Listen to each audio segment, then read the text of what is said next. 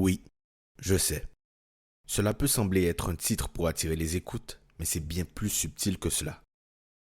Nous avons tous des rêves, des objectifs ou des désirs, mais nous nous retrouvons souvent bloqués dans la phase du comment.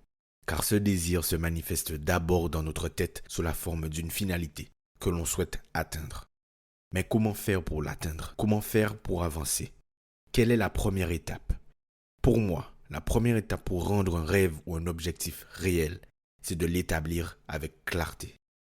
Car la clarté, c'est le pouvoir. Et c'est également l'objectif du jour. Bonjour à toutes et à tous et bienvenue dans le deuxième épisode du Mindset Show pour ce mois de septembre. Aujourd'hui, nous allons aborder un sujet crucial, la fixation d'objectifs clairs. Si vous voulez atteindre vos rêves, il est essentiel de savoir précisément ce que vous visez. Vous devez avoir une direction claire, sinon vous risquez de vous perdre en chemin. Commençons par une question simple. Pourquoi est-il important de se fixer des objectifs clairs? La réponse réside dans un principe que je juge fondamental. Ce que vous ne mesurez pas, vous ne pouvez pas l'améliorer. Lorsque vous avez des objectifs flous ou mal définis, il devient difficile de mesurer votre progrès. Vous ne savez pas vraiment si vous avancez ou si vous tournez en rond. Un objectif clair, en revanche, agit comme un phare. Il vous guide, même dans les moments de doute ou de difficulté. Il vous donne un point de référence pour évaluer vos actions quotidiennes. Et surtout, il vous motive. Quand vous savez exactement ce que vous voulez atteindre, il est plus facile de rester motivé, car vous avez une vision tangible de ce que vous poursuivez. Maintenant, parlons de la méthode SMART, qui est une technique éprouvée pour fixer des objectifs. SMART est un acronyme qui signifie spécifique, mesurable, atteignable, réaliste et temporel. Je l'ai dit un peu vite, mais ne vous en faites pas. Nous allons rentrer plus en profondeur par la suite. Cette méthode permet de structurer vos objectifs de manière à maximiser vos chances de succès. Donc maintenant, j'espère que vous êtes prêts, car nous allons entrer dans le vif du sujet. Spécifique. Votre objectif doit être clair et précis. Par exemple, au lieu de dire « je veux être en forme », dites plutôt « je veux courir 5 km sans m'arrêter d'ici 3 mois ». Plus votre objectif est spécifique, plus il est facile de savoir quoi faire pour l'atteindre. Mesurable. Vous devez pouvoir mesurer votre progrès. Si vous ne pouvez pas mesurer un objectif, comment saurez-vous que vous l'avez atteint? Dans l'exemple précédent, vous pouvez mesurer facilement la distance que vous courez chaque jour. Atteignable. Votre objectif doit être réalisable. Si vous fixez un objectif impossible à atteindre, vous allez vous décourager. Cela ne veut pas dire que vous ne devez pas être ambitieux, mais vos objectifs doivent être à votre portée, avec les ressources dont vous disposez.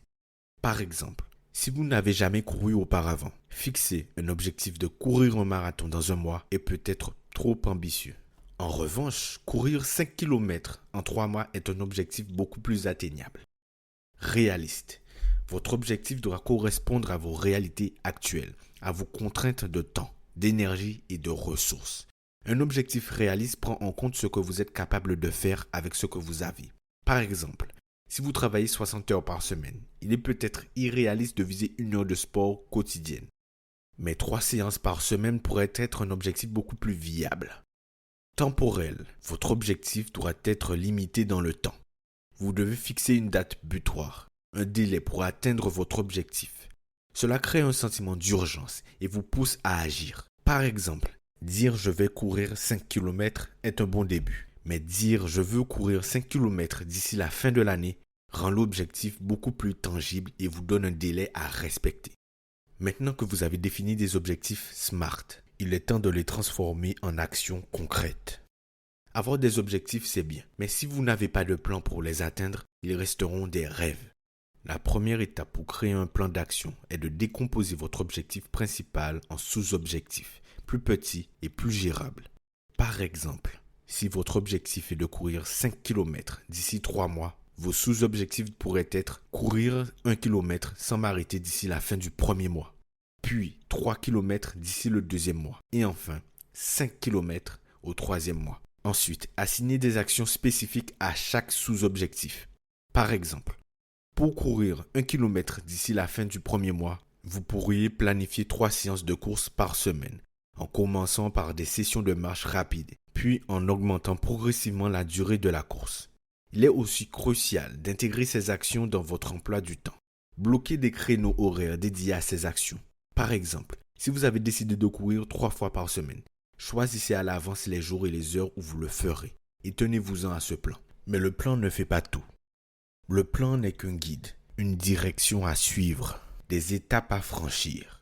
Mais même avec le meilleur des plans, vous rencontrerez des obstacles en cours de route. Cela fait partie du processus. Et il est important de s'y préparer mentalement. La première chose à faire est de vous rappeler que les obstacles sont normaux. Ils ne signifient pas que vous ne réussirez pas. Ce sont simplement des défis à surmonter. L'une des meilleures façons de gérer les obstacles est d'anticiper ce qui pourrait mal tourner. Posez-vous la question, qu'est-ce qui pourrait m'empêcher d'atteindre cet objectif? Et comme tout au long de cet épisode, je vais vous donner un exemple. Si vous savez que vous êtes souvent fatigué après le travail, planifiez vos séances de course le matin ou pendant vos jours de repos. Ou si vous savez que vous pourriez être tenté de sauter une séance, trouvez un partenaire d'entraînement pour vous motiver. Enfin, adoptez une mentalité de flexibilité. Votre plan d'action n'est pas gravé dans le marbre. Si quelque chose ne fonctionne pas, ajustez votre plan plutôt que de tout abandonner. Si courir 3 fois par semaine s'avère trop difficile à maintenir, réduisez à 2 fois par semaine, mais augmentez légèrement la durée de chaque session. L'important est de ne pas perdre de vue votre objectif final. Voilà, j'ai terminé. Certains d'entre vous pourraient se dire que c'est trop court ou qu'ils savaient déjà tout cela. Mais j'ai l'envie d'ajouter quelque chose d'important. Lors d'un épisode précédent, je vous ai parlé de l'engagement. Tout au long de ce processus, votre engagement sera mis à rude épreuve.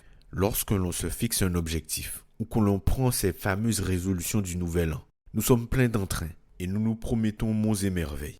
À cet instant, nous portons en nous une énergie forte et nouvelle. Cette force est entraînante et on a l'impression que rien ne nous arrêtera et que cette fois, c'est la bonne. Mais c'est faux. Oui, je suis censé vous motiver et je fracasse tout à coups de marteau. Mais je me dois d'être honnête. Ça ne changera rien. Par contre, cette fois-ci, il y aura quelque chose de différent.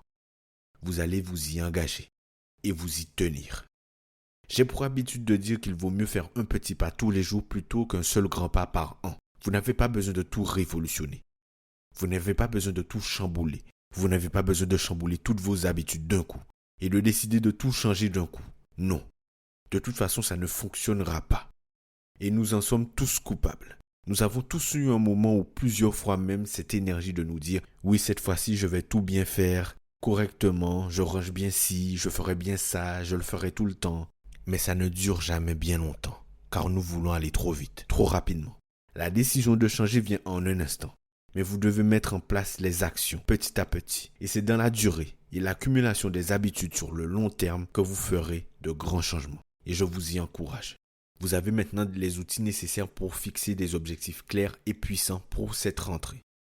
N'oubliez pas que le succès ne vient pas du jour au lendemain. Il résulte de la somme des petites actions que vous entreprenez chaque jour, de la persévérance et de l'engagement envers vos objectifs. Mais je sais et j'ai conscience que tout ce que je vous ai demandé de faire n'est pas simple à mettre en place. Comme je l'ai souvent répété, la ligne éditoriale de Mindset Motivation, mais également du Mindset Show, c'est de vous inspirer, de vous motiver et de vous accompagner.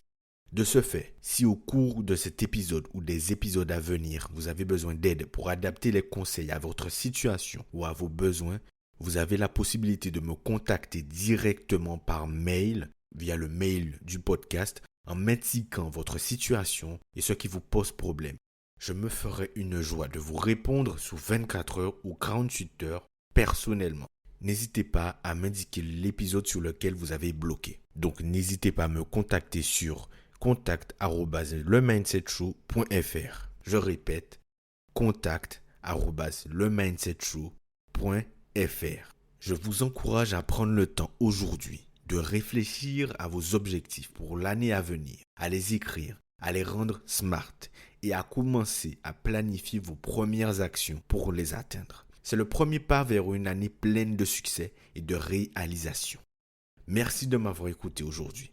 Demain, nous aborderons un autre sujet fondamental, la gestion du temps. Nous verrons comment optimiser vos journées pour tirer le meilleur parti de chaque minute. Et d'ici là, restez engagés, restez motivés et continuez à avancer vers vos objectifs. C'était Jordan pour vous servir. On se dit à demain pour le prochain épisode. Salut.